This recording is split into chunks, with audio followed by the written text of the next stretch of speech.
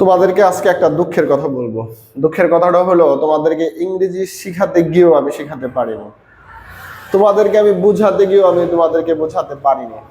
আসলে আজকের আমার টপিকটাই হলো, যেই রকম বাংলা বললাম এরকম হাজার হাজার বাংলা তোমরা আজকে রোজ থেকে শিখবা। যেমন ধরো, আমি তোমাকে বলতে গিয়েও বলতে পারিনি, আমি খেলতে গিয়েও খেলতে পারিনি, আমি লিখতে গিয়েও লিখতে পারিনি।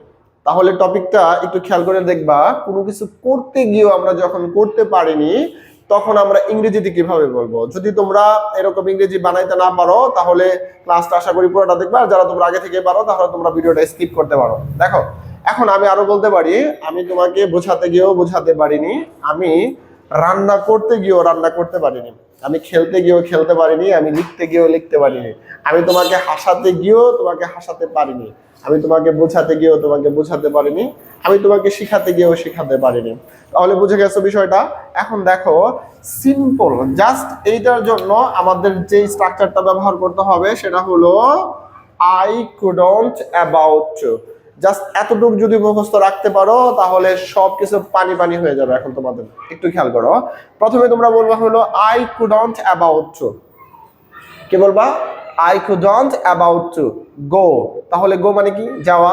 আমি যেতে গিয়েও যেতে পারিনি। প্লে মানে কি? খেলা। তাহলে কি বলবা? I couldn't about to play. আমি খেলতে গিয়েও খেলতে পারিনি। আমি যদি বলি আমি লিখতে গিয়েও লিখতে পারিনি তাহলে কি হবে?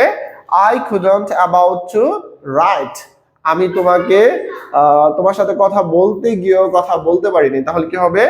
I couldn't about to talk to you. আমি তোমার সাথে কথা বলতে গিয়েও বলতে পারি নি।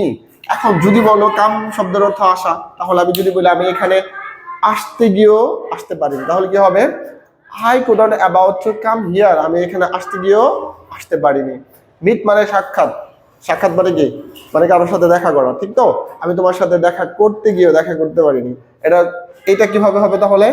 I couldn't about to meet you. আমি তোমার সাথে সাক্ষাৎ করতে গিয়েও করতে পারিনি। লাভ মানে কি? ভালোবাসা। আমি তোমাকে ভালোবাসতে গিয়েও ভালোবাসতে পারিনি তাহলে কি হবে? I couldn't about to love you. আমি কান্না করতে গিয়েও কান্না করতে পারিনি। I couldn't about to cry. আমি কাজটি করতে গিয়েও কাজটি করতে পারিনি। I couldn't about to do the work. আমি খেতে গিয়েও খেতে পারিনি। I couldn't about to eat. আমি নাচতে গিয়েও নাচতে পারিনি। I couldn't about to dance. আমি গাড়ি কিনতে গিয়েও কিনতে পারিনি। I couldn't about to purchase the car. গাড়িটি কিনতে গিয়েও কিনতে পারিনি। এখন আমি যদি বলি আমি হাসতে গিয়েও হাসতে পারিনি তাহলে কি হবে? আই কুডন্ট অ্যাবাউট টু লাভ। আশা করি তোমাদের বিষয়টা একদম ক্লিয়ার। এখন দেখো, তোমাদের জন্য আমি একটা এখানে লিখে রাখছি। সবাই একটু let me know in the comment যে আমি তোমাকে বুঝাতে গিয়েও বুঝাতে পারিনি, এটার ইংরেজি কি হবে। এখন আসি, আমি যদি বলি আমি তোমাকে ইনফর্ম মানে কি?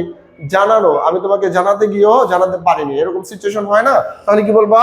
I couldn't about to inform you. আমি তোমাকে জানাতে গিয়েও জানাতে পারিনি। যেটা দুঃখটা প্রথমে বলছিলাম, আমি তোমাকে শিখাতে গিয়েও শিখাতে পারিনি।